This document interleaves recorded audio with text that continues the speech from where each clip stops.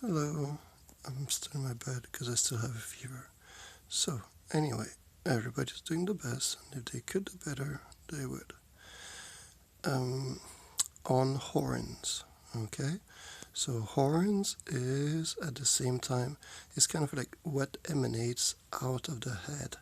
So, a crown is also the same etymology, and aura is also, I don't know how, but same. To be radiant, okay, is the same. So when you depicted of Jesus with rays coming out of his head, that's what's happening. And when you have Moses with two little horns portrayed by David, that's what he's trying to say. It's not that he's horny, it's just sorry. It's man. It's just his radiance, alright? Yeah. And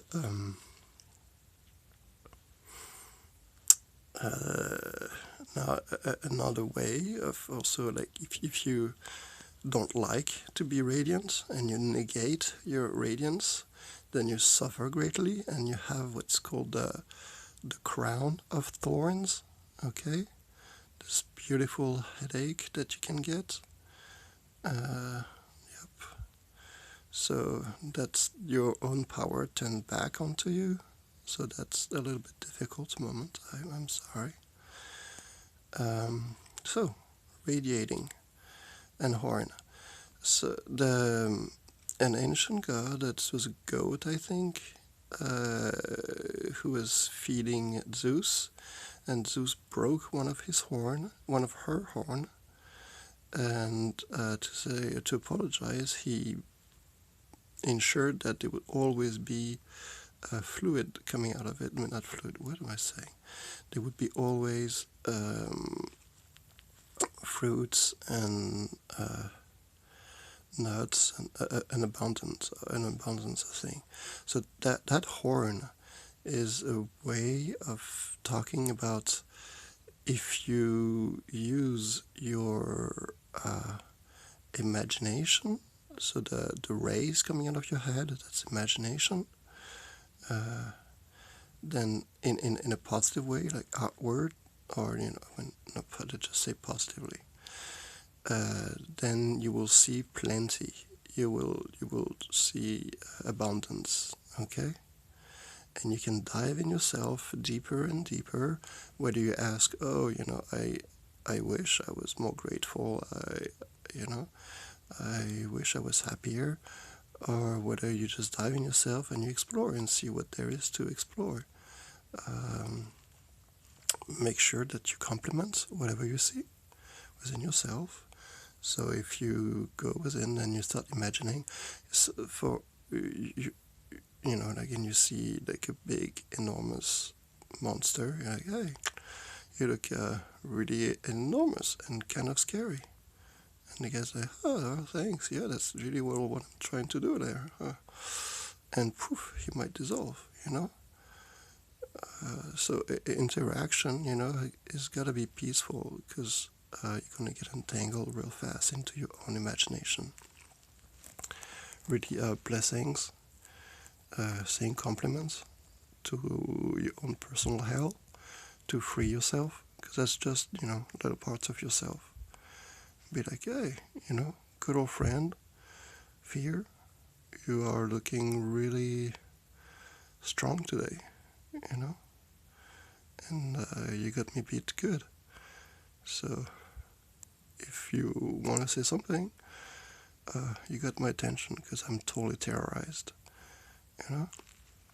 So you can interact like this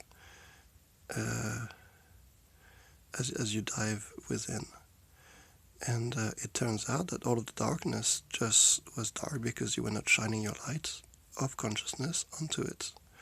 And as you do, then it becomes your radiant garden, or it's revealed to be like that. It's revealed that this is your heaven. This is your your kingdom, okay? And so, yeah, that's your little personal jihad in your own head, in your own heart. And then once you are at peace with yourself, it will naturally shine, radiate. You will be crowned, and you will recognize the other people who have been crowned, who have been, I guess, anointed also. You will see, and people will be transparent. People are already transparent. You just gotta admit that. If a person is blocking, then he's obviously blocking. Okay, it's not like you cannot see. It's you see that he's blocking. That is seeing. You cannot not see. All right. Your third eyes cannot be stopped ever. All right. But you can believe so. So how does those beliefs, those thoughts, those emotions come? Apparently it's radiated from a 0 point. That's a little technical, but if you track it down, it's just one little point and it's projected with the life of your consciousness, and you're like, oh. And then it becomes an idea. So if you like really feel great and you shine it into the whole room, then it radiates onto everyone. And depending on how strongly you feel about it and how you relate with other people and what they represent to you, you will hold, you will project that even bigger, and other people will be like, hey, that sounds good. I'll do that too, and they'll shine the same thing. Or they'll be like, hey, no, that sounds ridiculous, and you'll be like, yeah, it does kind of. Sorry, and you put it back in your box. Okay. So that's how you deal with your emotions and your thoughts and your personality. That's also a projection. It shines out, and you see then how it makes you act, how it makes you feel, how it makes you think. And it's okay. I mean, you're going to try all of them. Okay, and once you're really done, you might find that you have preferences.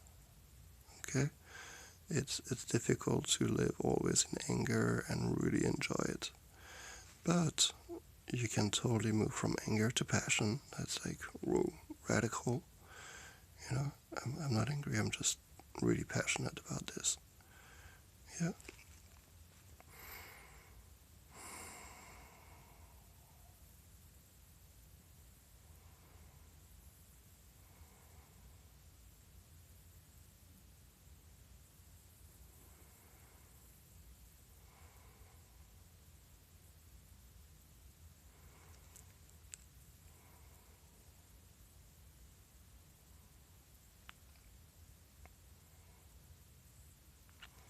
So your thoughts, you can see it in your imagination. I hope so, at least, or it's just a string of words for you, or if you can see it through your third eye, it's like an object, like you're picturing a ball and you're thinking ball. That's a ball. So you can do it, and your feelings also is a hologram, which means it doesn't have a real 3D existence.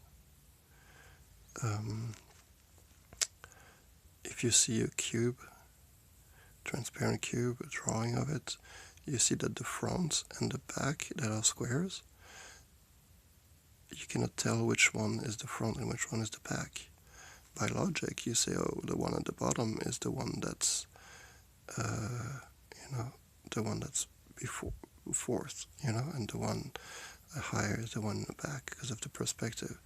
But you just made that whole up because it's the perspective, it's just a drawing, it's. So that's an interpretation.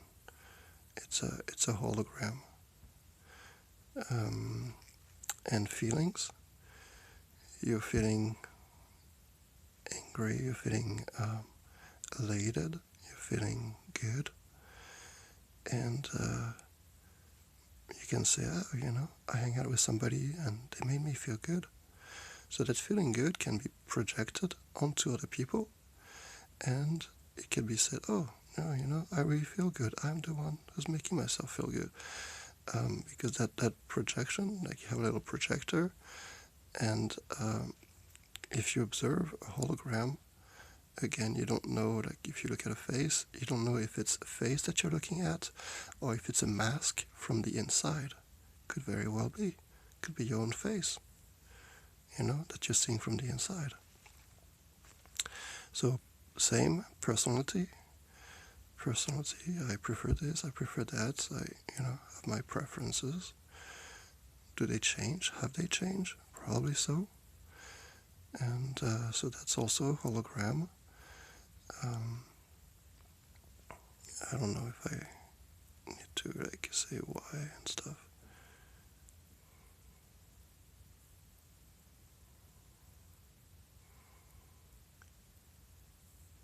So personally, it would be like primer, less elaborate version of thoughts and feelings mixed together, and you're like, I really think that feeling feels good, or I really I really feel that thought is like really the ultimate thought. So they're like so mixed together that you cannot differentiate, and you're like, I'm really attached to it too. I really think it's me. It's gonna do it for me, and it's okay. And as you write, you can see that you have writings that are smooth when you're feeling smooth, and it looks angry when you're feeling angry, and agitated when you're agitated. I mean, I hope that you still write, so that you would know. Or you're driving, and you're driving peacefully when you're peaceful, and you're driving angrily when you're angry. You're probably driving sadly when you're feeling sad. I don't know what that looks like. I don't really want to know. Or happily, if you're happy. Okay, so these things are the way that you're going to express your feelings and your thoughts through writing, through driving, through your movement. And you can pick it up from other people, like, oh, immediately a person gets in the room and immediately, they don't feel good. Like the whole room feels different. The whole room. You feel different, You acknowledge the person. And so now you gotta be like, oh, they don't feel that great. How do I act when I don't feel that great? Well, it's kind of tough to be kind to myself. I'm like, come on, get better already, But, so I'm trying to be nice to myself. I'm like, all right, just lay down, because you cannot stand up anyway.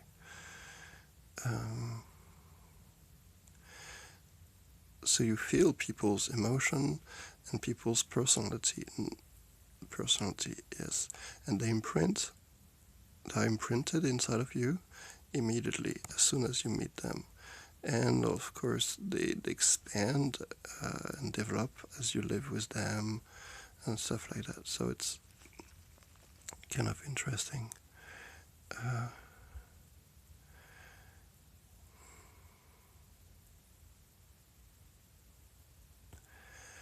Those personality, those people, if you're like, oh, I miss them, I wish they were here, is because you are acknowledging them in your heart at the moment because they're present there and you feel them. Then you compare it to the outside world and you're saying, well, outside in the world, they're not here. So when I compare those two, those are two different vibrations, two different little waves in my pool of consciousness, and they make an interaction, and I don't like it, that interaction. It's not the same. It's a dissonance. Okay? So That's what's happening. But it means that then, if you stop comparing, like, yes, they're not here physically, but they're here in my heart. It's gotta be. Otherwise, I would just be like, hey, they're not here, and I'm not even thinking about it, and I don't even know who they is. Okay? So, they, your loved one, your hated ones, or whatever, the people that you're thinking about are in your heart, and that is the beginning of channeling. That is what channeling is. You were channeling anger, you were channeling sadness as you were driving and as you were writing. Now you're channeling a personality. Okay, that's what channeling is. And as you discover what that is, you will find that you can discover that person way more than just by interacting with them. I mean, not that you should like channel them, to get to know somebody, but it would be funny. But you do. You meet a person and you get a very swift feeling about them, and you're like, well, I will be their wife and their husband for the rest of my life, or I see, and now I wish I didn't, and I just want to go away, So you're really fast and decisive. And then whether you act upon it, that's going to be the fun journey. Your intuition is always right. That's the amazing thing. You get a tool that's always right. And it will not give you why, and it will give you any other steps than just one step. That's right. Because there's no two, there's just one. So now that you're channeling your loved one, your lost ones, and all that, and you're exploring their knowledge, now how many people do they know? And how do many people do they know that they know? Okay, so now you have access to an infinite amount of information, infinite amount of feelings, and beings, and you can go back like this forever. Well, forever. You can go, yeah, I mean, you're eventually gonna hit, God, and so that's gonna be a fun one. But first you might, meet a couple of gods, so that's cool too. Yeah. Oh my goodness. So that was all scattered. The horns. Your imagination is one of the rays, your consciousness, yeah, emanating. And as you see better, you'll see in all different directions, and you'll have an aura and not just two horns, okay, which is alright too.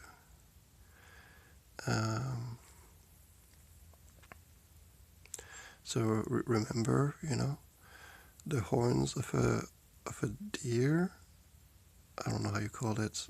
Those animals.